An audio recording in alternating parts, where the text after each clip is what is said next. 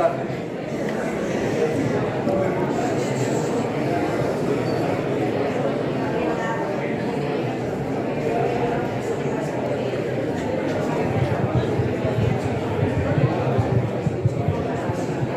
Buenas tardes.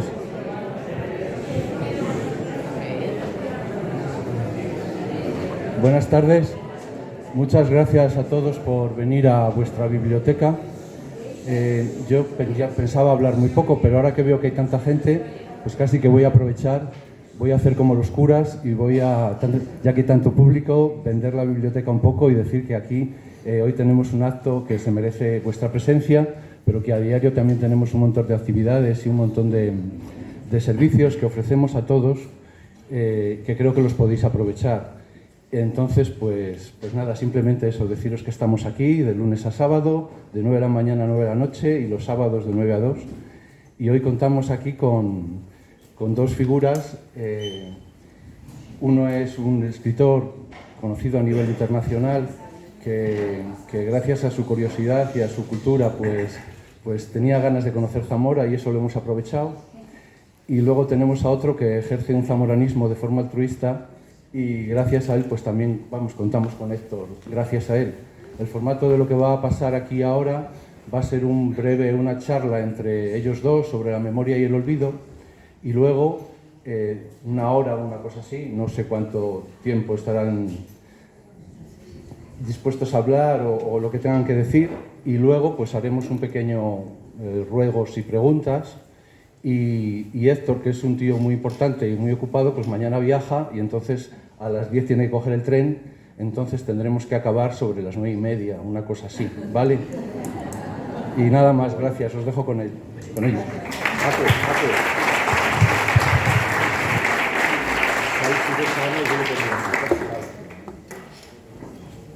Bueno, esto va, ¿no? Sí. Pues nada, a mí me gustaría, buenas tardes a todos, casi es una bendición Urbi et Orbi, que hay que hacer desde aquí, y muchas gracias por haber venido. Es Héctor el que tiene ese poder de convocatoria admirable y justificado además. A mí me gustaría empezar casi directamente como si estuviéramos delante de un café y charlando. Héctor, vas a ser tú el que lleves la voz cantante. Ayer no se oye. Vamos a ver. Ahora mejor, es que si no se acopla también. Ayer hablabas de tu... Héctor, buenas tardes, primero.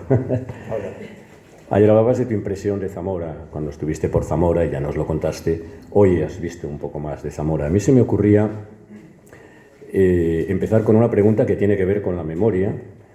Decía Ernesto Sábato en alguna ocasión que en los americanos, en general, hay un sentimiento de desamparo ontológico, decía él, angustioso, creo que decía, porque no tienen pasado, es decir, o al menos no tienen pasado visible, no tienen piedras del pasado. Claro que las hay, las civilizaciones antiguas, pero no sé qué puede sentir alguien que vive entre dos mundos, el mundo europeo y el mundo americano del sur, cuando llega a una ciudad, ensimismada, como esta nuestra, cargada de pasado, bella, tú mismo lo decías, donde hay piedras del siglo XII, del siglo XI, del siglo XIII, y donde sí existe ese respaldo del pasado, que a veces hasta puede agobiar un poco.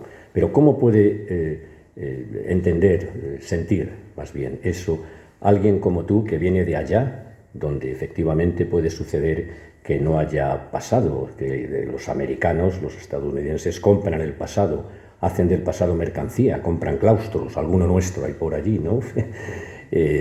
¿Cómo tienes ese sentimiento tú cuando vienes aquí? Buenas tardes.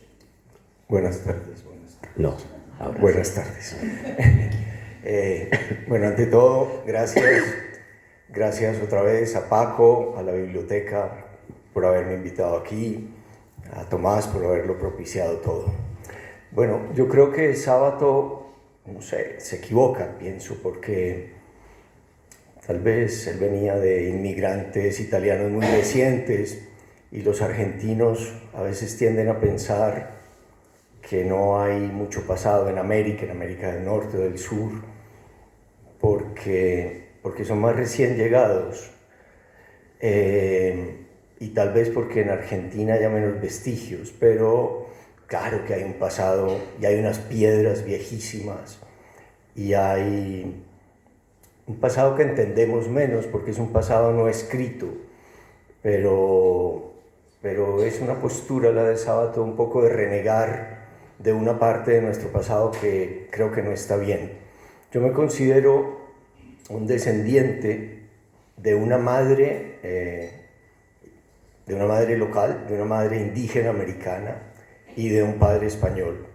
Y no reniego de ninguna de las dos cosas y no me avergüenzo ni de mi padre ni de mi madre, por supuesto. Y esto lo demuestra hasta los tests que uno se puede hacer de ADN. Yo me hice esta prueba que se llama 23andMe, que te dice de dónde vienen tus ancestros. Y efectivamente en el ADN mitocondrial no de mi sangre, de mis babas, porque eso se hace con las babas, hay un pito, no sé por qué, se demuestra que en mi ADN mitocondrial, el de la mujer, la primera es una mujer indígena y el varón en cambio es un señor español probablemente, y eso se corresponde con la historia familiar.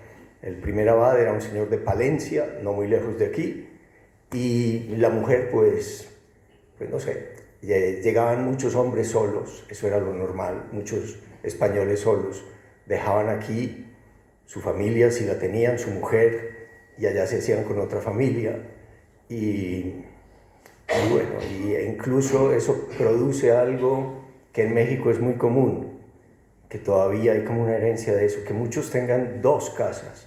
En México se dice la casa grande y la casa chica. Y Lope de Vega, en una obra de teatro, hablando de lo distinta que es la gente, decía: hombres en Indias casados con blanquísimas mujeres de extremados pareceres y a sus negras inclinados. Así es, de ahí venimos, de dos pasados. Y además tenemos pasado porque esta lengua en la que hablamos y en la que nos entendemos también, no es que sea más antigua aquí que allá. Digamos que el español que nosotros hablamos es igual de antiguo, y a veces yo vengo aquí y ustedes usan palabras que yo no uso o que usaban mis abuelas o mis abuelos, y ustedes a lo mejor me oyen a mí y digo también algunas palabras que aquí se dejaron de usar. ¿Por qué algunas palabras desaparecen, unas nacen, otras se mueren? Es muy misterioso. Pero cuando yo leyendo incluso, no sé, clásicos, leyendo el Quijote, a veces veo que ponen notas para mí inútiles de palabras que yo entiendo perfectamente porque las seguimos usando. Por ejemplo, existe la palabra cuarta, que es esta medida, y la palabra geme, que nosotros seguimos usando geme, pero en geme ahí ponen siempre la nota. En cambio, en Colombia no sería necesario poner la nota del geme. O sea que el pasado de los seres humanos es igual. Todos tenemos un pasado larguísimo. ¿No has notado esa diferencia a la que Sábato se refiere, tan radical? No hay Dr. Jekyll y Mr. Hyde. Es decir, nosotros no tenemos templos románicos, no podemos tenerlos, son anteriores a la conquista. Pero Machu Picchu es tan viejo como eso, o las piedras de San Agustín es tan viejo como eso. Lo que pasa es que ha habido mucho desprecio por ese pasado indígena, que está muy mal que haya ese desprecio. Tenemos que ser las dos cosas, hijos de nuestras madres y de nuestros padres, sin rencor y sin rabia, ni con unos ni con otros. No, yo vivo muy tranquilamente mi pasado materno y mi pasado paterno. Uno se alegra de que no tengas esa misma sensación de angustia. Feliz. Estoy aquí en la tierra de mi padre. Claro. Esta conversación, la verdad es que tampoco la he montado con muchas deseo de hacer una estructura periodística, porque no me saldría bien, pero sí me ha ido saliendo como en distintos pares, como en distintos ejes, una conversación de émbolos, Y el primero de ellos va a ser, claro, memoria y olvido. La memoria y el olvido están tan presentes en tu narrativa, y yo creo que en ti mismo, en tu manera de ser, que lógicamente habría que empezar por ahí, ¿no?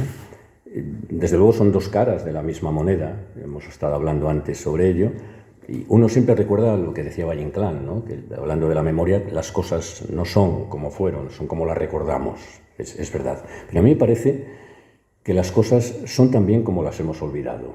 Es decir, el olvido, que tiene muy mala prensa, a mí me parece que es algo necesario, que es algo que tiene que existir como una parte de la memoria. No somos solo lo que recordamos, creo que somos también lo que hemos olvidado. Y tú realmente tienes esa especie de definición de esto en los títulos de algunas obras tuyas. El olvido que seremos, basado en el verso de Borges, ¿no? O lo que fue presente, por ejemplo, ¿no? Que es como tú titulas tus diarios. Bueno, es cierto que el olvido es tan necesario como la memoria para ti. Bueno, cuando uno ya tiene una vida más bien larga, cuando uno llega a una cierta edad y tiene tantas canas como yo tengo, uno se da cuenta de que el pasado, lo que uno ha vivido, en el recuerdo se reduce como a unas pocas imágenes y escenas esporádicas. A mí cada vez mi vida se me parece más a un libro que leí hace mucho tiempo y que ya se me ha olvidado ese libro. Yo tengo unas pocas sensaciones del libro de mi infancia, unas cuantas escenas del libro de mi infancia, pero claro, yo no me acuerdo de mis 10 o 12 años de infancia, ni me acuerdo de mi adolescencia, me acuerdo de pequeños párrafos o capítulos de mi vida. Y yo creo que un poco es así, lo comparto con este público que veo que en general es más o menos de mi generación, un poco menos, un poco más. Creo que si uno se pone a pensar de verdad, nadie tiene esa memoria prodigiosa y perfecta de recordar todos los días de su vida. Y creo que es un mecanismo mental muy importante, es decir, nosotros si no olvidamos el pensamiento se nos haría imposible. Claro. Funes el memorioso de Borges piensa muy mal porque él recuerda cada detalle que ha visto y no lo puede olvidar, recuerda cada hoja de todos los árboles que ha visto y cada árbol. Para él es muy difícil el concepto árbol porque para él todos los árboles son un árbol diferente. Entonces, yo olvido y olvido tanto que a veces creo que me invento los recuerdos porque en realidad no me estoy acordando bien de las cosas. Y si uno no se acuerda bien del pasado, pues a veces le toca completarlo, como supongo que hasta los historiadores hacen, con algo de fantasía.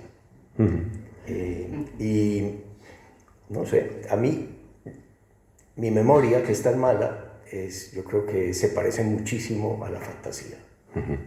Yo puedo pensar algo parecido, ¿no? Siempre recuerdo un verso que a mí me perturbó cuando era muy joven. Hablando del olvido, era un verso de Luis Rosales, del poeta, sí, que no he olvidado, porque tiene que ser. Claro, aunque lo digo de memoria, ¿no? Que decía, quizás la perfección no se completa sin olvidar, quizás la perfección no se completa sin olvidar. Bueno, que eso lo hubiera leído en aquel momento un joven, muy joven, como podía haber sido yo, para mí fue una especie de revolcón emocional. Porque yo apostaba por la memoria porque parece que es lo lógico, ¿no?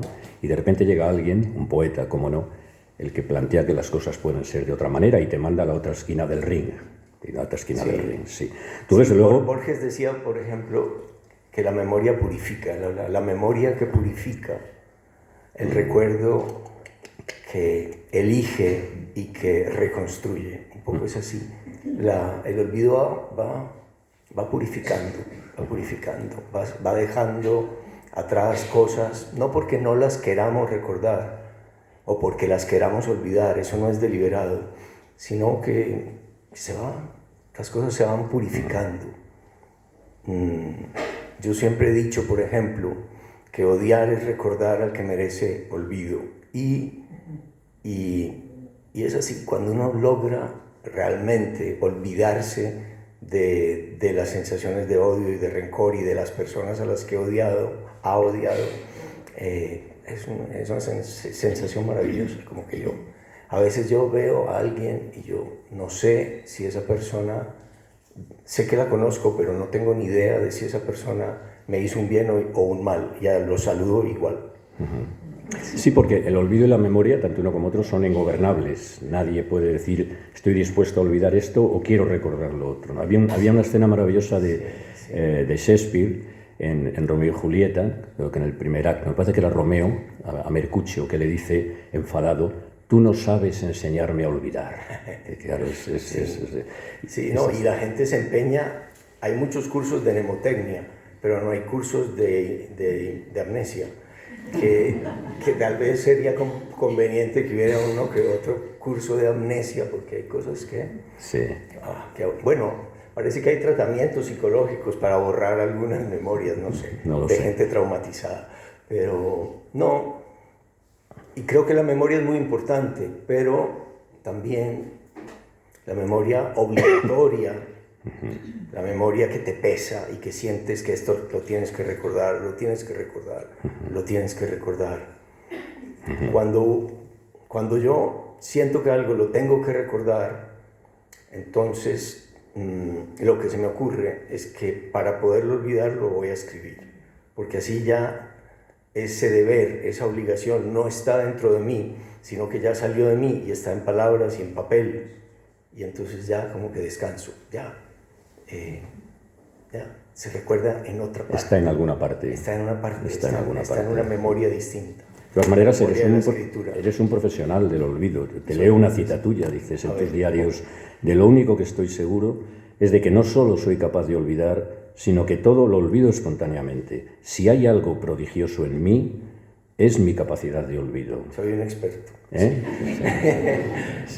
Pero no deliberado, sino que, bueno, no.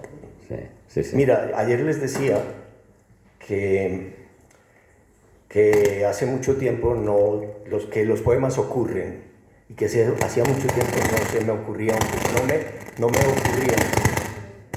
Hay pasado. Se están quitando unos esparadrapos. Alguien tiene el micrófono en la mano, no sé, bueno. Y hoy, caminando ahora por la tarde, se me vino algo que yo no sé si es un poema, pero podría llegar a serlo. Tú que eres poeta me dirás. Y como yo sabía que veníamos a hablar de este tema, eso seguramente estaba también rondando en mi cabeza. Hay veces que recuerdo cosas que no he vivido, ciudades como esta, en la que nunca estuve, muchachas que eran las señoras que veo por vez primera, libros que no he leído y sin embargo tal vez estuve en ellos un par de noches de invierno. Nunca he ido a Zamora y la recuerdo casi tan nítida como si hubiera vivido en ella parte de mi vida. Esa sensación tuve hoy caminando por Zamora, como que me resultaba familiar y la recordaba sin poderla recordar, porque la estaba viendo por primera vez. Tenías nostalgia de lo que no habías vivido todavía, ¿no? Ese desacomodo en el tiempo, yo creo que está también muy presente en tu narrativa. Es decir, antes he citado esos títulos, ¿no?, llenos de temporalidad, los dos, el olvido que seremos, lo que fue presente. En la última novela, Salvo mi corazón, todo está bien, tú dices esto: tengo miedo, tú dices esto, no, Luis Córdoba, el protagonista, dice esto, perdón, tengo miedo de lo que el presente, cuando sea pasado, me hará en el futuro. Tengo miedo de lo que el presente, cuando sea pasado, me hará en el futuro. Yo no sé si escribir también es conjurar esta posibilidad. Sí, es raro, ¿no? Uno va viviendo y haciendo cosas y sabe que las cosas que hace ahora en el presente pueden tener consecuencias muy serias en el futuro. A veces se vive así, como muy consciente de lo que estás haciendo. Pero a veces, la mayoría del tiempo, crees que no, que todo lo que haces no va a importar nada en el futuro, no va a determinar tu futuro. Pero nunca sabemos. Este ruido es tremendo. Nunca sabemos de verdad cuáles de las cosas presentes van a ser muy importantes en nuestro futuro. Nunca sabemos cuál fue el encuentro, bueno, ya a posteriori uno sabe cuáles fueron los encuentros fundamentales en su vida que le cambiaron la vida, que se la mejoraron o se la dañaron, y momentos fundamentales. Pero eso a posteriori, en el mismo instante, es muy difícil saberlo. Bueno, este año he estado viviendo mucho en episodios del año pasado, que yo sé que me cambian la vida para siempre, y para lo poco que me quede. Y es raro, no los busqué, pero a veces hay episodios en la vida de uno que lo cambian y que se vuelven casi obsesivos y se podrían convertir en rencores y en odios y en rabias y en heridas incurables que tienen esa única cura, por lo menos en mi oficio, que es la cura de escribir.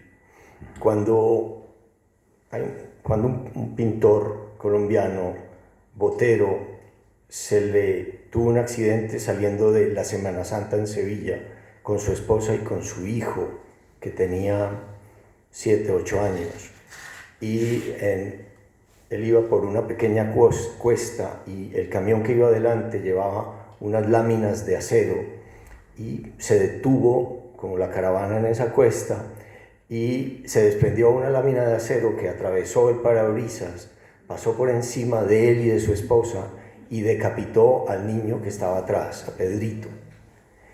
Y bueno, y él cogió la lámina con las manos tratando de quitárselas, perdió 3 dedos, casi pierde una mano. Y él tuvo el recurso, que no tuvo su esposa, de dedicarse todo el año siguiente y los 2 años siguientes a pintar y a pintar a su hijo sin parar.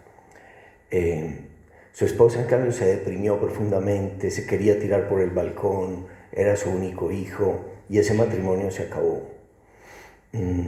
Para mí, como haber sabido esa historia que una vez Botero me la contó, me indicó que que tenemos recursos, los que tenemos ciertos recursos culturales, los que vamos a bibliotecas o vemos cine, oímos música o juntamos palabras, en episodios de la vida que te la pueden destruir para siempre, hay algún atisbo de que te puedes salvar, no sé.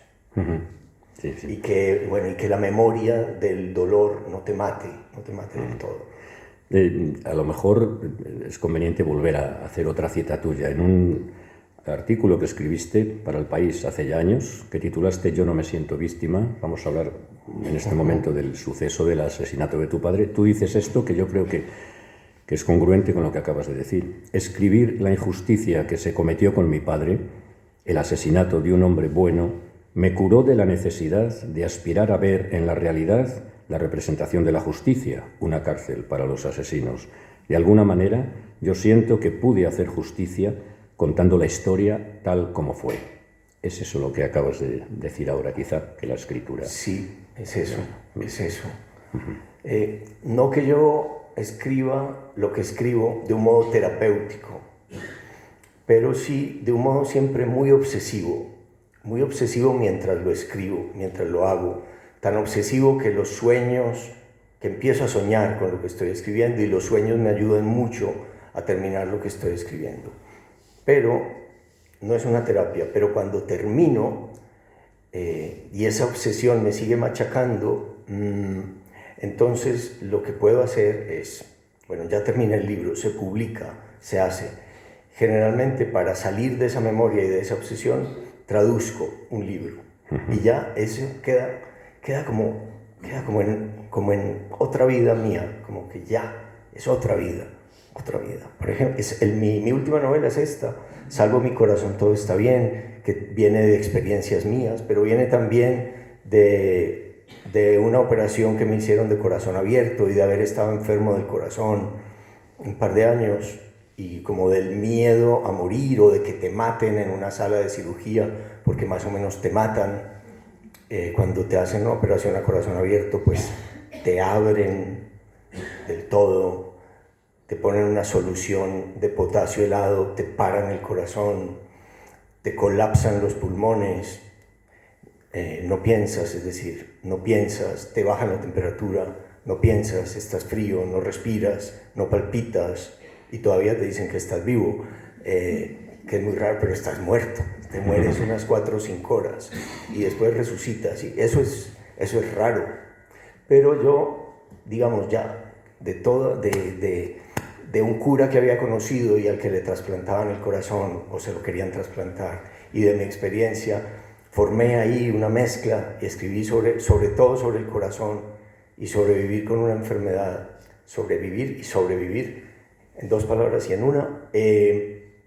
Y ya después, ya este libro yo lo siento lejano y ajeno ya.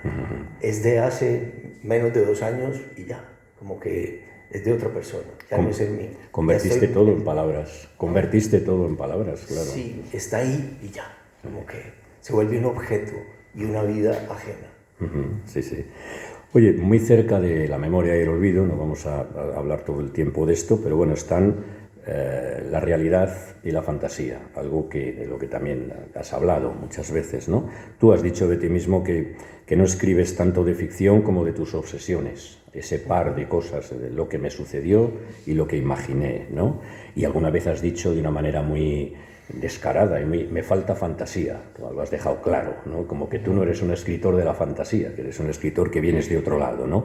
En todo caso, para mí, como lector tuyo, tus novelas son un depósito donde cabe de todo, desde mi punto de vista, ¿no? Conocimiento, biografía propia, imaginación también, por supuesto, emociones, ¿no? Pensando en esta última me parece un ejemplo claro, ¿no? En esta, por ejemplo, hay datos reales. Está Camilo Torres, el guerrillero, está Pablo Escobar, sí. Es decir, ahí hay un sustrato real innegable, ¿no? Y hay paralelismos contigo como autor, acabas de hablar de tu operación a corazón abierto, ¿no? Hay una lectura política también, es decir, aparecen datos que son dignos de análisis, etc., ¿no? Ayer hablabas de cómo había surgido esta novela, es verdad, habías conocido a ese cura, etcétera, pero ¿cómo es el proceso de esta novela? Parece que fue creciendo, un lector por lo menos, aquí lo sabrá, por supuesto, es como la piedra que se tira en el estanque, parece que se está contando una historia muy particular de una persona y empiezan a aparecer ondas cada vez más amplias, círculos concéntricos, como si hubiera ido creciendo, fermentando la novela dentro de ti. Tengo la sensación de que tuvo un proceso muy laborioso, o por lo menos inesperado para ti. ¿O es una tontería esto que estoy diciendo? No. Es esa mezcla de la que tú hablas de realidad, que hay hechos reales, y luego de cosas que van surgiendo durante la escritura, es así, y yo creo que tiene que ver con, por un lado, que yo soy una persona, ya lo he dicho, muy olvidadiza, muy distraída, pero también he ejercido durante mucho tiempo el periodismo, afortunadamente. Entonces hay algo que me pone los pies en la tierra, que es como la necesidad de tratar de contemplar la realidad, de tratar de verla con la mayor objetividad posible, como tratar incluso de entender de dónde vengo yo, cuál es mi origen y mi sangre, y hacerme un examen de ADN para saber que efectivamente vengo de una mujer indígena y de un padre español. Tengo como una formación de mi padre, que era más científico, un médico, y luego mi olvido, mi distracción natural, mi despiste. Entonces, uno tiene que echar mano de lo que es, de sus debilidades o de todo lo que es, y ponerse a trabajar con lo que es y no más. Pero como ahora estoy, Tomás, y tú sabes, ahora estoy metido en el libro que estoy escribiendo. Lo único malo de haber venido a Zamora es que tuve que interrumpir la escritura. Todo el resto es muy bueno, pero no quiero salirme de ese estado mental en el que estoy, que es un estado mental también doble. Estoy tratando de escribir algo que es real y que es un archivo que se llama R. Ayer creo que lo conté. Un archivo que se llama R, primera parte R, no, perdón, la primera parte es F, primera parte F por ficción, y esa parte se va a llamar con 3 dedos se escribe, que es como uno escribe, como escribo yo, que escribo a mano, con 3 dedos se escribe. Y una parte R, que es una parte de realidad, la misma historia contada tratando de ser fiel a los hechos, que se va a llamar Ahora y en la Hora.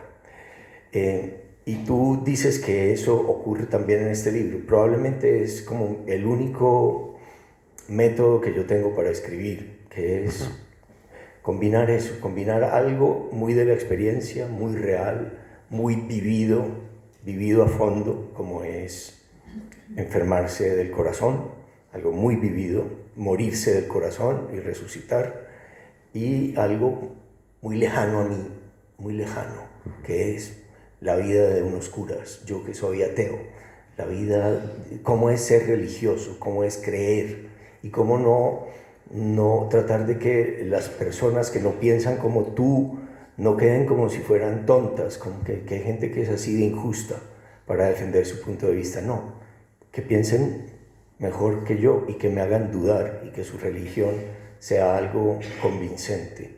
Trato de hacer eso.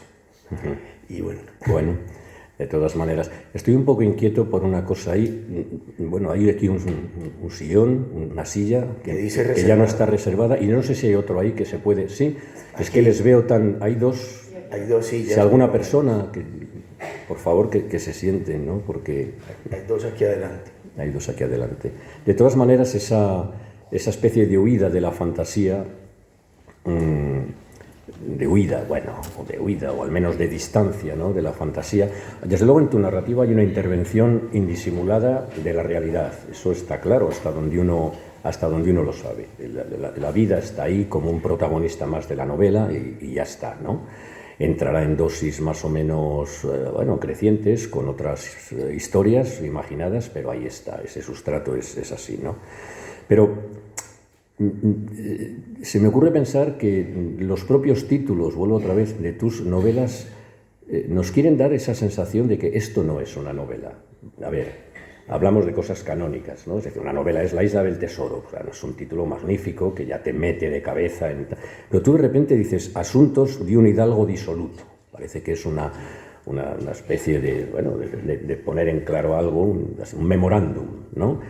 Tratado de culinaria para mujeres tristes. De pronto ese título pues parece que te lleva a otro lado, ¿no? Basura, esa novela estupenda para mí, que es una reflexión sobre la escritura, no deja de ser una metanovela, diría un pedante, ¿no? Bueno, esa especie de desvío, esa especie de no querer del todo entregarse a lo que convencionalmente se supone que es una novela, ¿tienes conciencia de ello o no? ¿Lo haces por algo?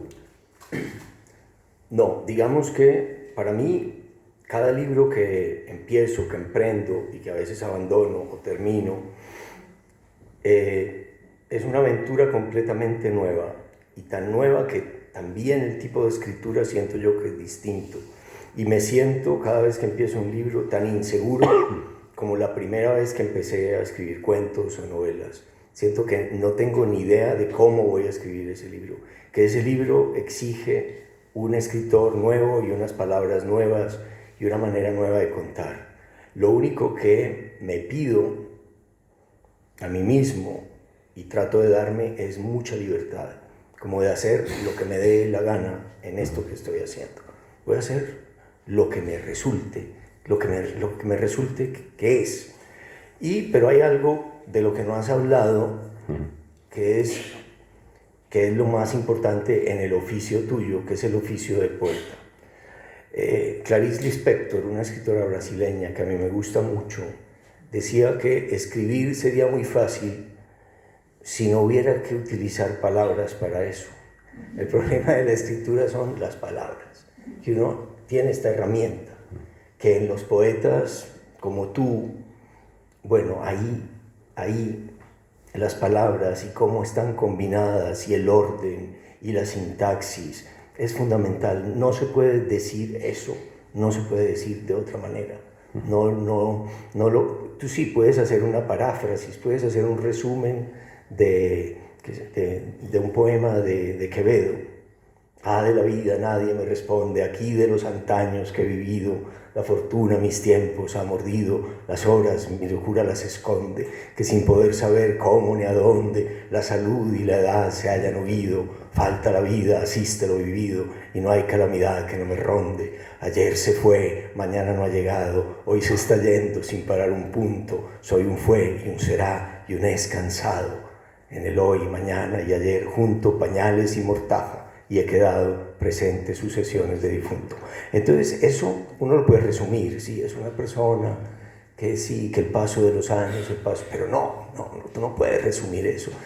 Todo está y funciona bien en esas palabras que Quevedo escogió con gran precisión, con un ritmo, con unas rimas, con unos sonidos para expresar el paso del tiempo.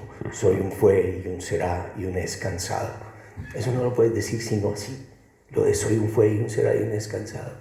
Entonces, una novela no puede tener la intensidad de un soneto o de un poema, porque entonces la gente, pues, no, se cansa. Creo que era Cioran el que decía que a él le gustaba la poesía como le gustaba el azúcar, en el sentido de que a él no le gustaban los cubos de azúcar, que a él le gustaba la poesía pero disuelta en prosa. Entonces, en las palabras que uno usa para tratar de construir una novela, es muy importante que se cuele eso que ustedes los poetas hacen con tanta maestría y con tanta intensidad, que es que las palabras estén muy bien combinadas y muy bien dichas y muy bien escogidas. Pero sin exagerar, tampoco puede ser todo el tiempo, porque los lectores, hay algunos poetas que se meten a escribir novelas, cada frase de esas novelas de poetas, cada frase es casi perfecta, pero la novela no funciona. Claro. Las novelas tienen transiciones, tienen momentos que son menos importantes, hay que explicar cosas muy cotidianas para que el lector te siga. Sí, hay otra respiración, claro. Pero eso también lo tienes, eso también son palabras que tienes que escoger. Sí. Escoger las palabras a veces esenciales para contarlo bien y a veces dejarte ir y caer en la prosa del mundo y hacer prosa. Alguien diferenciaba entre la poesía y la prosa con una metáfora que está muy bien traída, yo creo, que era la poesía era subir por una escalera de mano, peldaño a peldaño, no puedes fallar, mientras que en la prosa era subir por la escalera normal, con descansos, con digresiones, y es cierto que hay otra intensidad, no es que en un sitio haya y en otro no, porque yo creo que hay que huir de eso, pero es cierto que hay otro reparto de la intensidad, y estoy de acuerdo contigo en eso, que yo creo que un poeta no es tampoco consciente, porque sería un desastre. Bueno, yo por lo menos lo he vivido así, en la modestia de mí, ¿no? Pero ahora tú decías, por ejemplo, mi primera novela es Asuntos de un Hidalgo disoluto, que ya nadie lee, nadie publica, nadie le importa y a mí tampoco. Pero yo no había vivido casi. Cuando yo escribí esa novela, mi primera novela, como no había vivido nada, lo que hice fue imaginarme a un viejo. Entonces es la novela de un señor más viejo incluso de lo que yo soy ahora, pero lo escribí a los 30 años. Pero como no tenía pasado, traté de imaginarme un futuro. Pero cada novela tiene como su propio cometido. Y cuando pasa el tiempo, vives cosas muy distintas. Tú me decías el otro día, ¿de quién me decías algo? De Gil de Viedma, sobre el paso de los años y cómo uno, al cambiar de edad, se va plegando, ¿no? A un ritmo. Va bailando como con otra música. Sí, algo así. Pues fíjate, esa primera novela, La nostalgia de algo disoluto, que efectivamente no tienes todavía mimbres biográficas para poder hacerla, y sin embargo después, todo lo que ha venido, sí hay presente una biografía, bueno, hasta donde tiene que estar, ¿no? Te leo otra cita tuya, yo voy a ser aquí una cascada de citas, si eres tú el que habla Tomás siempre. Prepara las cosas. Bueno, es que... Sí, a mano, siempre, escribiendo con 3 dedos. Sí, porque la escritura a mano es una segregación. Sí, La escritura, y pasan dos cosas, vamos a permitirnos hablar de esto un poco, esto es una conversación y nadie nos está oyendo, ¿no? Pasan dos cosas. Una es que la escritura a mano es una segregación del cuerpo, es decir, es tu escritura, es tu letra, y eso revela hasta un carácter, existe eso que se llama grafología, no vamos a hablar de eso.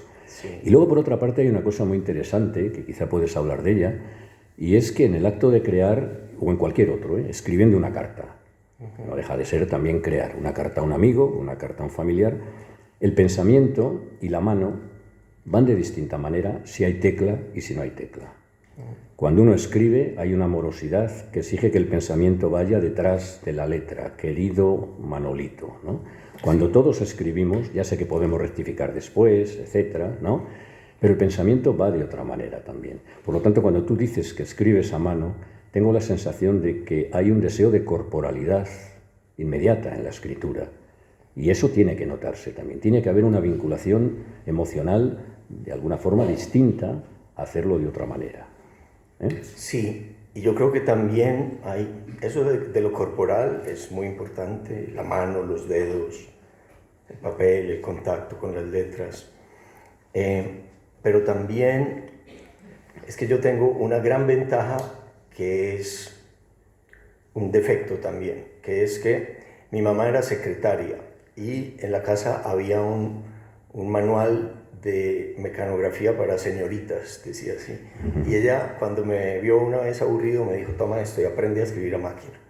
Y entonces yo aprendí a escribir a máquina con 10 dedos, escribo muy rápido. Entonces, si me pongo a escribir muy rápido como yo escribo como una secretaria, sin ver el teclado, sin mirar la pantalla, sin nada, y me sale muy bien, escribo demasiado rápido. Y está esa facilidad de corregir todo. Mientras que si escribo a mano, es otro ritmo, es más despacio, y eso me va a obligar después a pasarlo, a ir leyendo lo que escribí y pasarlo ya así rápidamente en el computador con mi método Remington para señoritas, y lo paso. Pero cuando lo estoy pasando, estoy descifrando mi letra, estoy tachando con la cabeza, escogiendo, estoy poniendo algo que escribí después, lo puedo poner antes.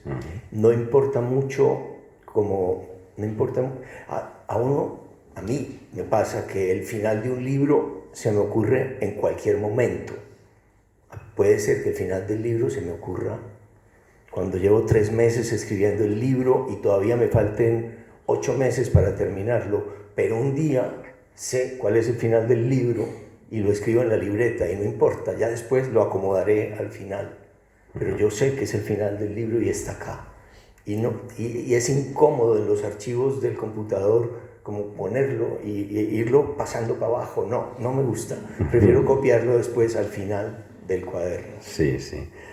Hablando de esto, pero bueno, podemos cambiar ya de tercio, pero hablando de la escritura a mano, en esta dictadura de la velocidad y de la técnica, etcétera, en que en las escuelas de pronto los ordenadores entraron y de pronto hace poco, seguro que lo han sabido también. Ya no enseñan caligrafía. No, pero en Suecia han vuelto a la escritura a mano en las escuelas, lo habréis oído, supongo. O sea, se ha vuelto otra vez, se han dado cuenta de que existe algo que se ha perdido, que a mí me parece que tienen mucha razón. Sí. Claro, que lo digan los suecos le deja a uno tranquilo, porque si lo dices aquí te llaman troglodita y te dicen que eres un neófobo, como me han llamado a mí. Sí. Neófobo, tú fíjate. Es bonito, ¿no? Neófobo. No, es que y tiene algo como también, como la lectura en papel y la lectura en pantalla, por mucho que digan que es la misma cosa y yo las dos las ejerzo, son dos lecturas completamente distintas. Es decir, leyendo en papel, hay algo en el objeto libro de papel que te predispone a menos distracciones, y hay algo en el objeto archivo digital, bien sea en la pantalla del computador o en el teléfono, que te predispone a 1000 distracciones, que es lo que caracteriza la vida contemporánea. Una cosa hiperactiva, con déficit de atención, y con síntomas de una cosa, no sé si es buena o mala, pero es muy distinta. Sí, es verdad, sí. Oye, seguimos hablando de estos ejes, de estos pares de Dr. Jekyll y Mr. Hyde, ¿no? Vida y muerte, por ejemplo. El vitalismo, ¿no? El deber de vivir, tenemos que vivir, Solo se concibe para ti, lo has dicho, si se encuentra el amor de los otros. Hay una identidad entre la necesidad de vivir, el gusto por vivir y el amor, ¿no? En esta novela, en Salvo mi corazón, se lee esto: la vida es la posibilidad de estar al lado de otros seres con amor. Me parece un juicio extraordinario, ¿no? Y el propio protagonista, Luis Córdoba, dice que el único pecado mortal que podemos cometer es el de no ser felices. Aquí está Borges otra vez, ¿te acuerdas del soneto del remordimiento? He cometido el peor de los pecados que un hombre puede cometer, no he sido feliz. Sí. Que los glaciares del olvido te arrastren y te lleven despiadado. Bueno, es un soneto donde realmente se dice, como tú decías antes, de esa manera única, que el único pecado que podemos cometer en esta vida es el de... Sí, él lo escribió poco después de la muerte de la madre, sí. Y tenía como un gran sentimiento de culpa, porque en general lo que los padres quieren de nosotros, sus hijos, es que seamos felices, y lo que yo quiero para mis hijos es eso mismo, y no serlo es como una traición a los padres. Sí. Cuando él siente que su madre se murió y que no es feliz, se siente desdichado. Muy desdichado y traidor, sí. Traidor al amor de su madre. A mí esta idea que tienes de ser felices por encima de todo me llevó, claro, directamente al recuerdo de tu padre.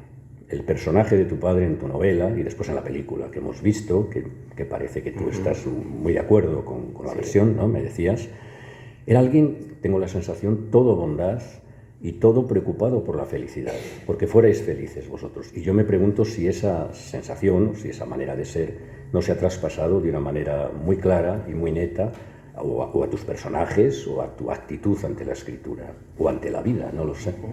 Ahí te dejo el... Bueno, ahí volvamos a Gil de Viedma, tiene un verso muy bonito que dice: el sueño de ser buenos y felices. Yo creo que ese sueño, que sí creo que me inculcaron, no solo ser feliz, sino también tratar de ser bueno, aunque mi mamá les decía a mis hermanas cuando se iban a casar, se trataban de usted, mijita, sea buena pero no boba. Bueno, pero el sueño de ser buenos y felices es muy difícil, tanto lo de ser bueno como lo de ser felices. Yo he optado más, y creo que lo digo en El olvido que seremos, por tratar de no ser malo, que ya es mucho, tratar de esquivar el malo que todos llevamos dentro, ser lo menos malo posible. Y la felicidad, esa es como los poemas que llegan cuando les da la gana y sin que uno sepa, y sin que uno siquiera se dé cuenta. A veces uno se da cuenta muy tarde de lo feliz que fue aquella vez que estuvo hace 3 años en Zamora. Era muy feliz y no me daba cuenta. Sí, es lo que tiene. Pero bueno, la vida tiene eso también para ti, es decir, esa especie de necesidad de buscar lo rico, lo jugoso, lo positivo, lo que nos hace estar alegres. Vamos a cambiar felicidad por alegría. Felicidad es un concepto que a mí tampoco me encaja mucho, pero alegría sí, ¿no? Es una cosa como más llevadera. Sí, más llevadera. Que hay algo en la educación católica que yo ahora la respeto más que en mi aguerrida juventud y adolescencia, pero eso de el exceso de mortificaciones y de sacrificios y de limitaciones y de prohibiciones era algo que mi papá, que había crecido en ese mismo ambiente, combatía con mucha fuerza. Él era más hedonista, era más...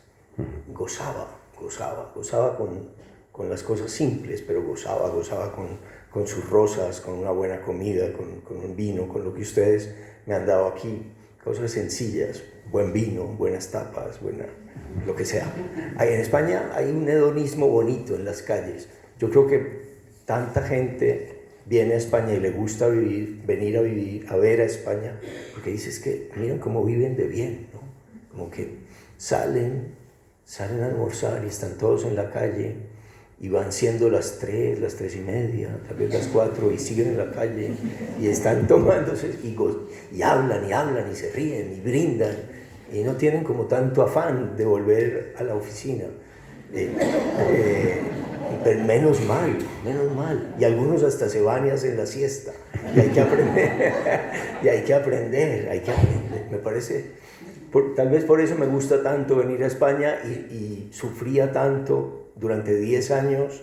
Yo así por un fundamentalismo ideológico dejé de venir a España. Cuando nos pusieron la visa a los colombianos, y escribimos una carta, como 12 escritores colombianos, diciendo, si nos ponen la visa no volvemos a España. Y yo dejé de venir 10 años porque nos habían puesto el tal visado. Pero era un sacrificio horrible. Afortunadamente mis hijos resolvieron venir a estudiar a España. Y yo leí que a los 10 años casi todos los delitos prescriben. Entonces yo pensé, bueno, esto ya prescribió lo de la... Vuelvo a España, afortunadamente, sí. Y hablamos de la vida y tenemos que hablar del otro, esta pregunta un poco más delicada, ¿no? Ese merodeo que ha habido siempre de la muerte en tu propia vida, ¿no? El asesinato de tu padre, otros, a los que te he referido alguna vez, el de Luis Fernando Vélez, por ejemplo, que te llamó la atención mucho, Roldán, el asesinato que tomó las riendas de la Asociación de Derechos Humanos, todo aquello que has contado, ¿no? En fin, esas premoniciones tuyas, es curioso, cuando te ibas de un viaje literario, dejabas a tus hijos, esa angustia la has contado alguna vez, ¿no? Como que los despides por si fuera la última vez, porque tienes que hacer un viaje. Es decir, siempre, a pesar de ese amor a la vida que tienes, ha habido una especie de inminencia, por no hablar del último suceso, que no tenemos por qué hablar si no quieres, pero bueno, que está en tu vida también, que es lo que te sucedió en Ucrania hace menos de un año, con la muerte de tu amiga allí, ¿no? Me pregunto si esas... Yo a veces sí, hago viajes de lo más anodinos y tranquilos, como vuelvo... Por ejemplo, voy a Zamora y puede que deje un testamento en mi última libreta. En cambio voy a Ucrania y no se me ocurre. Y ahí sí que debía haber hecho un testamento. Esa es la vida, claro. Esa es la vida que nos... Sí. No, pero yo me pregunto si esas experiencias, por muy amenazantes que fuera, que jalonan tu vida acá o allá, como la de muchos, por otra parte, supongo la de algunos, no habrán servido para afianzar más todavía tu amor a la vida. No lo sé. ¿Cómo sales de eso? Bueno, algo bueno, para volver al catolicismo, algo bueno, digamos, en el miércoles de ceniza, es como una cosa buena que te digan, memento mori, ¿no? Acuérdate que te vas a morir. Eso no está mal tenerlo presente, no a toda hora, hay que olvidarse a ratos de que uno se va a morir, porque si vivimos recordándolo todo el tiempo es como vivir recordando a las personas que odiamos, que es una tortura, pero para gozarse el momento, la vida, es importante saber que es una oportunidad única, que es maravillosa y que se va a acabar. Cuando algún amigo mío o algún conocido me dice que se va a suicidar y me lo confiesa, yo le digo, pero no hay afán, es que de todas maneras nos vamos a morir, ¿qué afán tienes? La muerte es larguísima, espera siquiera una semana. Y es verdad que la gente que se va a suicidar, si se espera una semana, casi siempre no se suicida. A mí me pasa eso cuando voy por la calle y veo una camisa bonita y digo, voy a comprar esta camisa, no la necesito. Entonces últimamente lo que hago es, voy a dar la vuelta a la manzana y si sigo queriendo comprar la camisa, pues la compro. Generalmente doy la vuelta a la manzana y ya no la quiero comprar. Y casi que el suicidio es como comprar una camisa, uno dice, pues me va a matar. A mí una vez me pasó, pero que llegué a Madrid y me había tomado unas pastillas para dormir en el avión, que se llaman Solpidem, y yo me di cuenta de que esas pastillas, me di cuenta como al tercer viaje, me producían unas ganas de matarme horribles. Y digamos que las ganas de matarse son también como un estado químico de la mente y de la conciencia. Y me acuerdo de haber estado en Madrid, en el metro, y decir, me lo voy a tirarme al metro. Y me empujaba yo contra la pared del metro para no tirármele al metro. Y ya después pasó el efecto del Solpidem y ya no me quería matar. A veces no es un químico tomado, sino un químico equivocado en algunos días de depresión. Y si uno espera, no digo que también hay gente que tiene razón en matarse y lo respeto mucho, pero la mayoría de las veces creo yo que basta con esperar, con darle la vuelta a la manzana y tal vez no te matas. Vamos terminando porque la gente querrá preguntar y claro que sí, ¿no? Decía Rilke que las obras de arte son de una infinita soledad, decía Rilke, y que solo el amor puede captarlas. Para ti el amor, hemos hablado antes, podría ser también lo único capaz de enfrentarse a cualquier cosa, incluida la vileza. Sí. Hay un poema tuyo, hablabas antes de un poema, pero hay otro aquí, para mí estremecedor, probablemente por lo puro que es, en el sentido de que no le hace falta más, que lo refiere con emoción y con crudeza, ¿no? Leo el poema, o lo que es leer tú. Que no me acuerdo. Que es leer tú. Bueno, dice: el sicario se acerca, va a disparar, dispara, pero en ese momento, por encima del miedo, alcanzaste a pensar en el amor. Sí. Háblanos de este poema, o del amor, o de lo que quieras, antes de dar paso al público. Siempre es muy curioso, ¿no? A uno le gusta siempre saber cuando alguien se muere, por lo menos yo que soy como morboso, me gusta saber y qué estaba pasando, y qué dijo, y qué fue lo último que dijo, como saber todos los detalles, que a mí, como no sé si como escritor o como periodista, quiero siempre saberlos. Esa es una fantasía. Yo quiero pensar que cuando el sicario disparó no hubo una muerte instantánea y alcanzó a pensar en el amor, en la gente que quiere más, que más quiso, que más quiere. Como que haya un momento siquiera fugaz en el que eso pase. Ahora en lo de Ucrania, cuando cayó ese misil sobre nosotros, yo puedo decir que lo último que yo pensé antes de que nos mataran fue, nos mataron. Nada muy poético. No alcancé a pensar en mis hijos, en mi mujer, en mis hermanas, en lo que más quiero. No tuve tiempo, probablemente uno no tenga ni tiempo.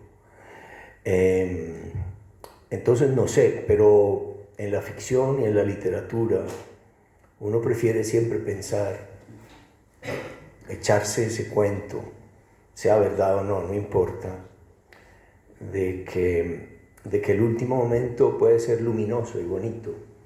Yo no sé si Victoria, la que efectivamente perdió ahí la conciencia y nunca la recuperó, ¿qué sería lo que se habrá pensado en su hijo de 12 años, en la persona que más quería? No sé. Pero la ficción está para eso, para tratar de imaginarlo, para contarlo y tratar de convencer a los que lo leen de que fue así. Y no es algo que me obsesiona mucho en estos días, es como la diferencia entre verdad, mentira y fantasía. La fantasía no tiene nada que ver con la mentira. La realidad sí aspira a ser verdad. Uno, cuando hace periodismo, crónica, historia, trata de ceñirse a los hechos, a lo que creemos que es verdad, a lo que creemos que sucedió, investigamos, damos todos los datos lo más precisos posibles. También hay gente dedicada a la mentira sistemática. La desinformación es mentira sistemática, a decir y repetir una y otra vez, como hace Putin, que está haciendo una operación militar especial, no una guerra, no una invasión, una operación militar especial para desnazificar a un país. Es una mentira gigantesca, pero la repite y la repite y la repite. Eso es mentira.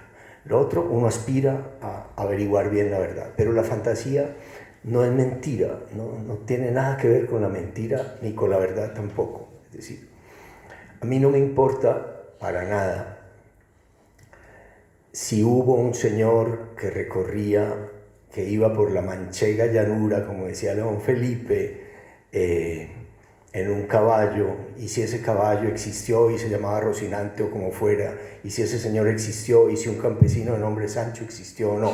La fantasía que él creó hace que no haya un hidalgo más real que ese, ni un campesino más real que ese, ni un caballo más real que ese, que a lo mejor no existieron. No tiene nada que ver ni con la verdad ni con la mentira. Es una ficción, a lo mejor basada en los mismos viajes de Cervantes por estas tierras cobrando impuestos, y que odiaran al cobrador de impuestos y le pegaran. Podría tener ese origen real, pero no importa. Lo más real, y no es mentira, es la ficción que los grandes logran crear, como él. Pero no lo digas en broma, porque creo que era Estrana Marín, que fue uno de los cervantistas ya de hace tiempo, creo que era él, el que daba la explicación de que el inicio del Quijote, en un lugar de la Mancha, de cuyo nombre no quiero acordarme, es porque le dieron una paliza a Cervantes en un lugar determinado. Bueno. Eso es una hipótesis. Hay un poema de Borges sobre Cervantes que es muy bonito, que se llama A un soldado de Urbina. Urbina era el capitán, que era como el jefe de Cervantes en la batalla de Lepanto. Y Borges escribe esto, que es: sospechándose indigno de otra hazaña, como aquella en el mar, este soldado, a sórdidos oficios resignado, erraba oscuro por su dura España, para borrar o mitigar la hazaña de lo real, buscaba lo soñado, y le dieron un mágico pasado los ciclos de Rolando y de Bretaña. Contemplaría hundido el sol, el ancho campo en que dura un resplandor de cobre. Se creía acabado, solo y pobre, sin saber de qué música era dueño. Atravesando el fondo de algún sueño, por él ya andaban Don Quijote y Sancho. Bueno, ya ven ustedes, este profesional del olvido tiene una memoria maravillosa. No, solo tengo memoria para la poesía, solo para eso, porque es mi manera de rezar, es recitar. Es mucho. Bueno. Pero bueno, no, lo de Borges es tan bonito porque, de verdad, él cree que lo más real que vivió y lo más importante que vivió, siempre lo dijo, fue la batalla de Lepanto, esa grande ocasión. Que no vieron los signos. Que eso ni verán los venideros, pero en realidad lo más grande que él hizo no se dio cuenta, eran sus sueños. Sí. Es así. Bueno, memoria y olvido, realidad y fantasía, verdad y mentira, vida, muerte y el amor, empañándolo todo en tu narrativa. Pero es el momento de que quienes han venido a escucharte tengan la ocasión de tener un diálogo contigo. Hay un micrófono, sí, porque ayer había gente que no oía. Se levantan la mano el que quiera y se le acerca el micrófono para escucharlo. Sí. O si no hay preguntas, ya. De uno en uno. Los has dejado apabullados a todos.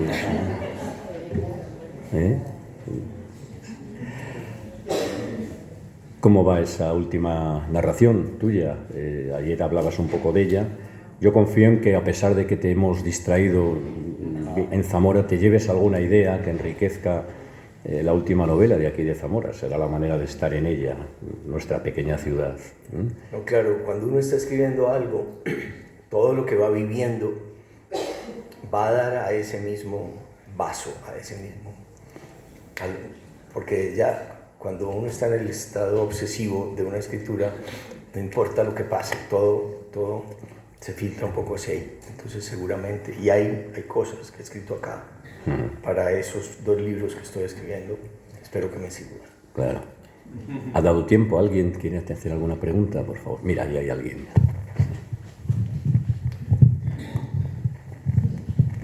Gracias. Buenas tardes. A mí me gustaría saber qué es lo que piensa de eso que está tan de moda ahora, que es la autoficción. La autoficción. Y bueno, hay una segunda parte. ¿Cree que su narrativa, parte de sus novelas, podrían ser calificadas como de autoficción?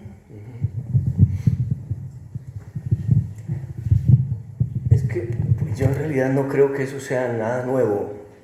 Yo creo que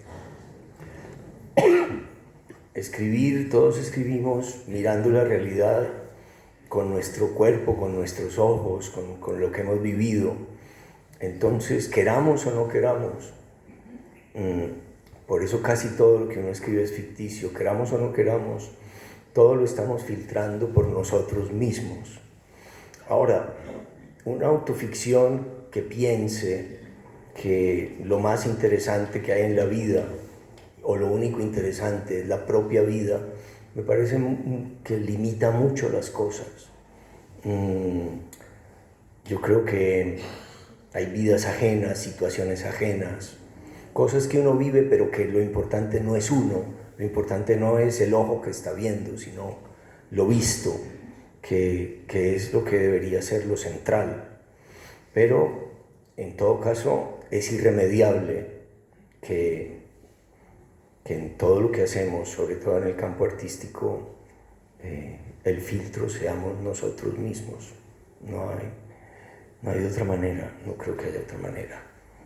Ahora, eso no quiere decir que todo lo que uno vive vale la pena contarlo, porque eso ya es un gravísimo error, porque la vida en general es tan anodina, tan poca cosa, tan común y corriente, que bueno, no sé. Bueno, a veces contar eso está bien, pero tampoco todo el mundo.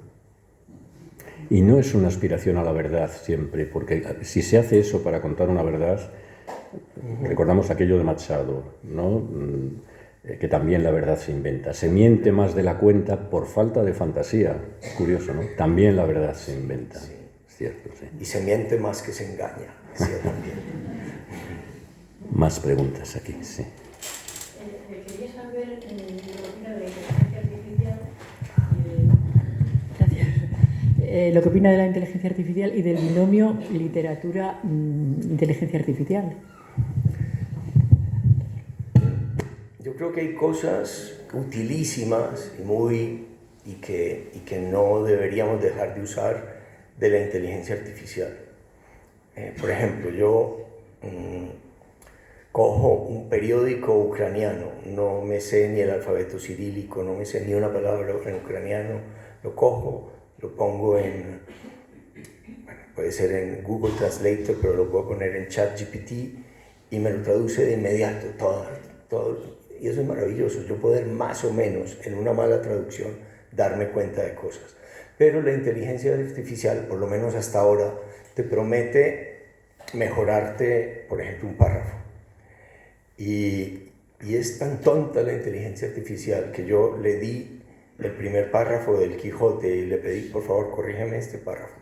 Y me lo hizo. Y es decir, no se dio cuenta de que era uno de los mejores principios de la literatura universal, sino que efectivamente me lo corrigió y me lo volvió un bodrio. Entonces, pues por ahora, puede que llegue a corregir el Quijote bien y logre sacar de ahí más poesía y más belleza, lo dudo mucho. Pero por el momento, está muy bien si uno tiene que escribirle una carta al alcalde hablando de que recojan la basura o que arreglen un hueco que hay desde hace 3 meses en la puerta de mi casa. Eso escribe bien las cartas burocráticas, que son tan difíciles de escribir. Hay incluso ahora, hay una cosa que yo odio de las reuniones, que es hacer el acta. Y ahora hay una herramienta en que tú prendes una grabadora de la inteligencia artificial, oye una reunión y te hace un acta razonablemente buena. Y te evita esa cosa horrible. Yo no sé, seguro a alguno de ustedes le ha tocado hacer un acta. Y hacer un acta es de lo más, pues es la escritura más aburrida del mundo. Entonces, es una herramienta que no hay que despreciar, que podemos usar para que nos facilite la vida, pero que por lo menos en el campo artístico hasta ahora es muy inferior a lo que logran hacer los que de verdad lo hacen bien.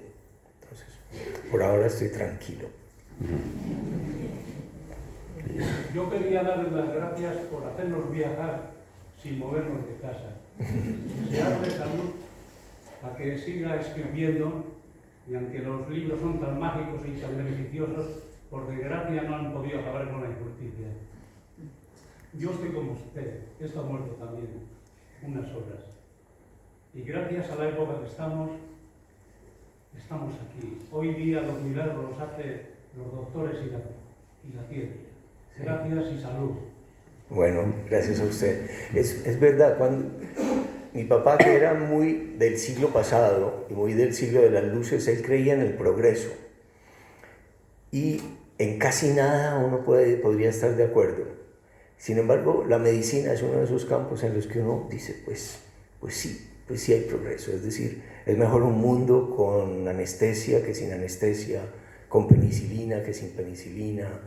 Este año he leído, no sé, hace unos meses la noticia de un niño marroquí, pero que vivía en España, al que operaron en Estados Unidos con algo completamente nuevo de modificación celular que oyó por primera vez en la vida y que dijo, todo lo que oigo me encanta. Fue lo primero que dijo ese niño que oía por primera vez. O anteayer le pusieron a alguien un riñón de un riñón modificado de un cerdo. Parece horrible, pero no es horrible.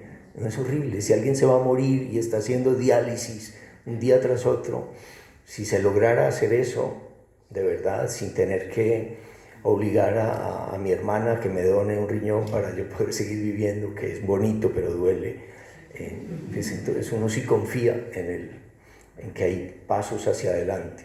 Ahora, si uno lee, que anoche me desvelé, ¿qué pasaría en el mundo si hay una guerra nuclear? Me puse a leer eso a las 11, claro, ya hasta las 3 de la mañana no me puedo dormir. También. Y hablaban del invierno nuclear, de que si hay una guerra nuclear simplemente entre Corea del Norte y Estados Unidos, que hay mecanismos, si Corea del Norte lanza un misil con una bomba nuclear en la cabeza hacia Washington, hay un mecanismo casi automático en que en 6 minutos el presidente de Estados Unidos tiene que saberlo, en otros 6 minutos tiene que decidir si se le contesta de inmediato o no con los misiles que van a las ciudades más importantes de Corea del Norte, porque ese misil de Corea del Norte se demora, no sé, 28 minutos desde la capital de Corea del Norte hasta Washington.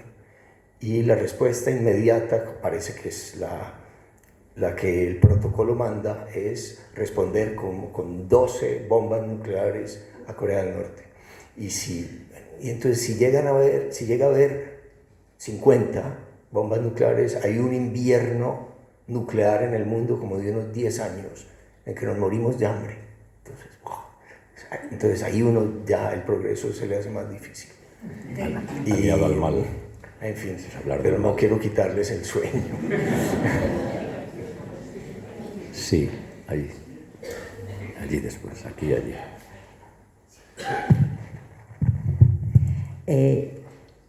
Yo no quería preguntar nada, solo quería darle las gracias por el primer libro que leí, que fue el Tratado de Culinaria para Mujeres Tristes. Lo he prestado muchas veces porque estaba descatalogado hace muchos años, pero siempre a gente de mucha confianza y con vuelta. Que lo he prestado a gente de mucha confianza y que sabía que me lo iba a devolver, porque es un libro que me ha acompañado durante muchísimos años. Y pues gracias por ese y los que siguieron. Muchas gracias.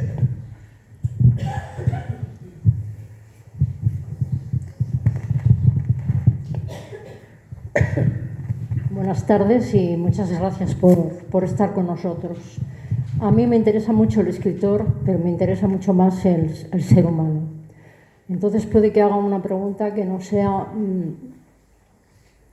muy en la orden de todo lo que va y de la entrevista que se ha hecho y de lo que nos ha contado, pero me intriga, hablando de anestesias, que hemos hablado hace un momento, y de estos miedos nucleares, me intriga mucho saber cómo Héctor Abad anestesia sus miedos sin el apoyo de religiones ni de creencias varias.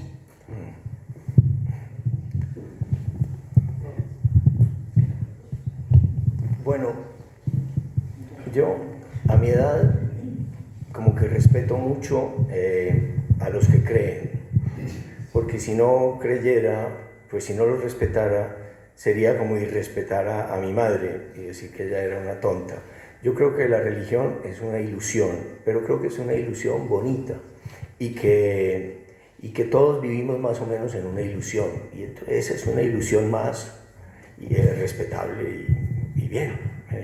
Creo que la religión pertenece también a ese terreno que no es ni verdad ni mentira, sino que es simplemente una fantasía que a algunos les sirve para vivir más tranquilos, para dormir mejor, porque entonces, si uno pierde a un hijo, a un ser querido, a una hermana, es bonito tener la ilusión de que la va a volver a ver de algún modo en un mundo del más allá, en la Jerusalén celestial como la que vi hoy en la iglesia de Santa Magdalena. Cuando, no sé, desgraciadamente, aunque me parecen muy bonitas todas las historias de la religión y no me parecen mentira, no puedo tampoco creer en ellas como fácticamente, como algo en lo que confíe, como que si llega el invierno nuclear y nos morimos todos los de aquí y mi familia y mis hijos, es una tragedia, es horrible, pero no me puedo consolar con que vamos a sobrevivir en otra parte, no me parece, esa ilusión no me convence. Hay ilusiones de la fantasía que me convencen mucho, la de Cervantes me convence mucho, pero me engañaría a mí mismo si esos fueran mis consuelos. Tengo otros consuelos, me consuelo leyendo, casi que cualquier preocupación que tengo se disipa cuando leo, oyendo música, la música que me gusta, bebiendo. A veces la vida sin vino es dificilísima. Tengo otros, recitando, caminando con los amigos, nadando. Para mí, yo nado al mediodía cuando estoy en Colombia. Siempre voy al psiquiatra, siempre digo, ya, voy al psiquiatra y vuelvo en una hora. Y esa es mi meditación y mi psiquiatra es nadar. Hay cosas tan simples en la vida que dan serenidad, felicidad, tranquilidad, que, bueno, a algunos se los da la religión, a mí, tal vez más material, cosas más sencillas, me dan lo que la religión les da a otras personas. Héctor, buenas tardes. Mira, te quería preguntar, yo normalmente cuando leo novelas, algunas veces, no pasa siempre, pues pienso mucho en el escritor que ha escrito esta novela, ¿no? Uh-huh. Cuando leí El olvido, evidentemente era una cosa que todo el rato me rondaba en la cabeza, que me ha pasado con otras novelas y tal. Entonces me gustaría saber la importancia que le das tú a la compasión.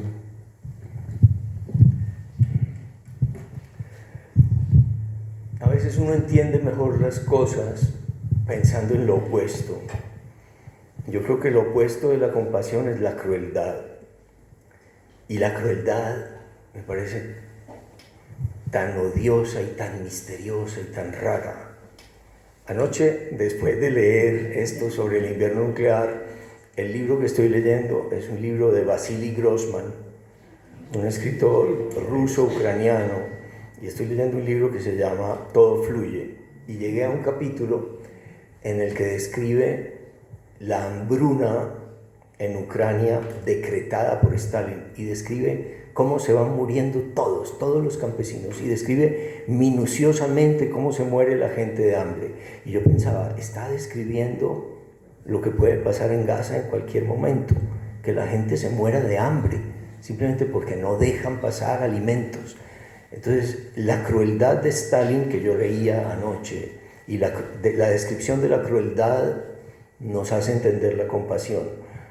La crueldad que yo leía anoche me hacía comprender más también la crueldad actual, como la de Putin en Ucrania y la de Netanyahu en Gaza. Entonces, sí, creo que la lectura, y sobre todo la lectura, bueno, cualquier lectura de ficción o de realidad, como nos saca de nosotros mismos, es una gran educación en la compasión.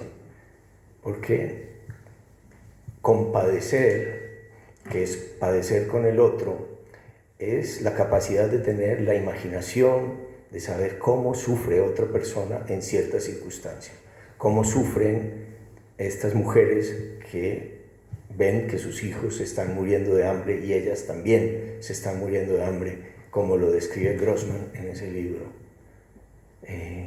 Y como él grita y dice, no entiendo cómo los que veían del otro lado, los fanáticos, que la gente de verdad se estaba muriendo de hambre, lo único que podían hacer era negar la humanidad de esos que se estaban muriendo de hambre. Y entonces, ver que esa lectura de algo que ocurrió en 1930, 31, me ilumine también el presente de hoy, me parece que hace que la lectura sea de verdad una gran educación en la compasión. Si uno tiene la capacidad de leer los libros con cuidado y de salirse de la propia experiencia y de meterse en la vida de los otros. Entonces, entendiendo la crueldad, uno se da cuenta de lo que es la compasión y de lo que debe ser. Más preguntas. Buenas tardes, Héctor. A mí me gustaría preguntarle, yendo a su niñez... ¿Dónde estás? Estoy aquí. Y yendo a su niñez y esa relación que cuenta tan afectuosa con su padre, no sé si en ese mismo momento, cuando era niño, era consciente de que era un privilegiado, porque en aquella época los afectos no se expresaban. Y cómo, a lo mejor, en qué época más adelante realmente fue consciente y el soporte que supuso para su vida esa relación tan especial. Pues yo creo, muchas veces, hay muchas partes del libro, del olvido que seremos, que curiosamente, aunque el libro está apegado siempre a los hechos, curiosamente no son recuerdos míos, son recuerdos de mis hermanas. Muchas cosas de mi niñez, sobre todo de la niñez más extrema, de cosas que viví o que dije o que me hicieron, incluso del cariño que recibí, no son recuerdos míos, son recuerdos de mis hermanas mayores. Entonces lo ficticio en el olvido que seremos es que el niño que fui parece estar recordando todo eso, pero en realidad son recuerdos ajenos. Pero lo que pasa, y eso tiene que ver también con la lectura y con la vida, lo que pasa es que uno es también los libros que ha olvidado. A uno le parece que se olvidó de un libro y que ya ese libro no está dentro de uno. No, sigue estando ahí, aunque se te haya olvidado, aunque no te acuerdes de qué fue lo que comiste el lunes antepasado. Eso que te comiste todavía está haciéndote vivir aquí, aunque no sepas exactamente qué es. Y el cariño que uno recibe de niño, de bebé, y no lo recuerda, todavía es lo que somos. Ese cariño, aunque no lo recordemos, es lo que nos permite ser menos infelices y tal vez ser más cariñosos, aunque no lo recordemos. No se trata, sí. Está ahí. Por eso es tan bonito. Un bebé de 1 año no se va a acordar de que lo mimas, lo besas, lo cargas, lo acaricias. No, seguro que no se va a acordar de nada. Y sin embargo, es importantísimo que lo hagas. Para él lo será, aunque no se acuerde, estará siempre en él. Por eso mi papá detestaba la violencia, detestaba el castigo físico, el miedo, que producir miedo en un niño. Eso es feo, es feo. Sí. Ahí. Quería preguntarle, porque yo pienso que el título de un libro es como una tarjeta de presentación. Cuando vemos el título parece que, no sé, nos intriga. Entonces yo quería saber su opinión, la suya propia, no la que dicen pues, los críticos y demás. ¿Qué es el olvido que seremos para usted? Pero, ¿te refieres al título mismo del olvido que seremos? El olvido que seremos, sí. ¿Por qué de ese título para usted, precisamente? Bueno, ese título yo creo que era inevitable, me fue dado, me llegó en el bolsillo de mi padre. Era un papel que él tenía en el bolsillo y que empezaba diciendo: ya somos el olvido que seremos. Y cuando yo escribí ese libro, mi papá empezaba a ser olvidado, solo lo recordaban sus alumnos más queridos de la Facultad de Medicina. Y Borges lo sabe, y tú lo citabas hoy, sabe que el destino de todos nosotros es el olvido. Pero como eso a uno no le gusta, que se olvide la gente que más quiere, que más importante fue para tu vida, entonces uno se opone a ese olvido. Aunque el libro se llama El olvido que seremos, es un libro de memoria y es un libro que trata de que el olvido se postergue, sin dejar de sentar y de decir la verdad de que tarde o temprano ese olvido va a llegar. Me gusta ser realista, no tengo la ilusión de que mi papá, una persona tan buena, va a ser recordada siempre. No tengo esa ilusión. Esa sería como la ilusión de la religión, que no la tengo. Sin embargo, luchar contra ese olvido por un tiempo me gusta. Andrés Trapiello decía que recordar es un poco como el agua que se les pone a las flores. No las vuelve eternas, pero aplaza su final. Eso es verdad. No es que no, se van a marchitar, pero bueno, pero ponerles agua no está mal. Sí, buenas tardes. En primer lugar, manifestarle mi agradecimiento. Yo soy un lector y admirador de usted. He leído casi todas sus novelas, menos una. Y me alegra mucho lo que transmite usted, tanto en su narrativa como en la realidad de la ponencia de hoy, que, como habrá usted comprobado, llevamos hora y media y el auditorio sigue con mucha atención sus intervenciones. Y la curiosidad que yo tengo son dos cuestiones las que le voy a plantear. Es: ¿por qué está usted en Zamora? Esta es muy sencilla, pero me gustaría que me la respondiera. Y la segunda es, la primera que no le... es ¿por qué está usted en Zamora? ¿Por qué estoy yo en Zamora? Y la segunda es si puede usted darnos o transmitirnos una opinión sobre la relación de la atención con la memoria. De la atención. Con la memoria. Muchísimas gracias y muchísimas gracias.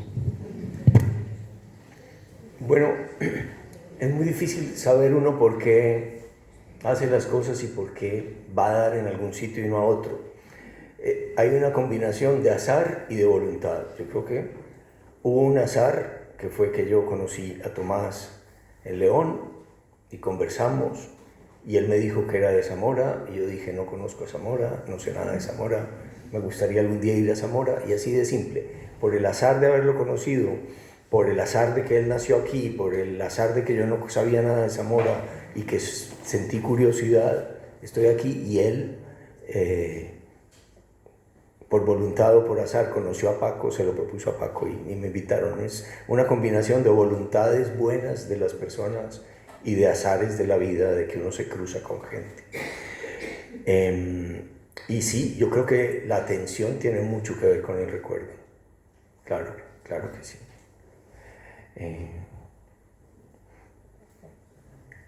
Sí, un método mnemotécnico es prestar mucha atención a algo que vamos a ver o que vamos a vivir. Sí, pero lo que pasa es que uno, o por lo menos yo, vivo mucho tiempo distraído. Será por eso que olvido tanto. Pero sí, la atención está directamente relacionada con la memoria, claro que sí. Si te dicen: mira, vas a leer esto, te vamos a hacer un experimento, vas a leer esta paginita donde se describe una estatua, ponle mucha atención porque te vamos a preguntar sobre esa estatua. Bueno, tú lo haces y te acuerdas, más que si no te lo dicen. Claro, la atención tiene todo que ver con la memoria, por lo menos con la memoria cercana. Más parece que hay allí otra pregunta. Quizá teníamos que ir ya también terminando, porque a no ser que quieras perder el tren y te quedes en Zamora. Depende de cuántos libros hay. En un momento determinado me ha parecido entender, y espero que sea así, Tomás le ha comentado que sobre uno de sus libros se ha realizado una película que a usted no le gustó. Es lo que entendiste mal. Siquiera lo preguntas. O sea, sí le gustó. Me gustó mucho. No, y pues entonces yo pensaba que tal vez no le hubiera gustado porque el libro tuvo un germen en usted que dio como origen el libro, germen que no tenía por qué ser el mismo del realizador de la película. Sí. Repito, eso pensaba y era lo que quería comentar. Me alegro que sea al contrario y por lo tanto... No, la película de Fernando Trueba como director, el guión lo hizo el hermano de Fernando Trueba, David Trueba, ellos me invitaron a participar en el guión. Yo les dije, no, no sé hacer guiones, es otro lenguaje, no voy a participar. Lo único que pido es poder leer el guión y aprobarlo, y fue lo único que hice en esa película. Y luego la hicieron, y no solo la película me gustó, sino que me dio un regalo enorme, y es haberme vuelto muy amigo de Fernando Trueba y de Cristina, su mujer. Y a cierta edad, hacer amigos es más difícil, y entonces esa película no solo me dejó una sensación como de belleza y de respeto por la historia y de recreación muy bien hecha, sino que me dejó un par de amigos maravillosos, y eso es lo mejor, tener amigos nuevos y tan maravillosos, de los que aprendo tanto, como de Fernando y Cristina. Aunque si la película fuera mala, y es fantástica, haber tenido la oportunidad, gracias a la película, de hacerme amigo de ellos es fabuloso. Y además esa película me ha permitido también encontrar muchos lectores en España que antes no tenía, y que a veces cuando voy a la Feria del Libro de Madrid y firmo, llega un señor y me dice: bueno, voy a comprar el libro, a ver si es tan bueno como la película. y me parece bien. Y yo no se lo garantizo, pero bueno. Está bien. No sé si una más, si les parece, si la hay, por cerrar, o no la hay ya. Bueno, pues muchas gracias y hasta la próxima.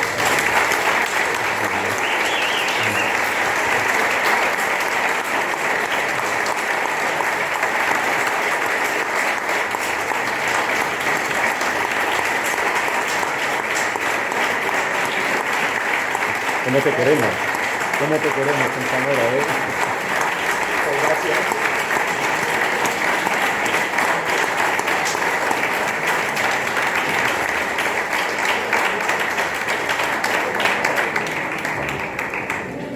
Muchas gracias a todos. Bueno, qué bien, ¿eh?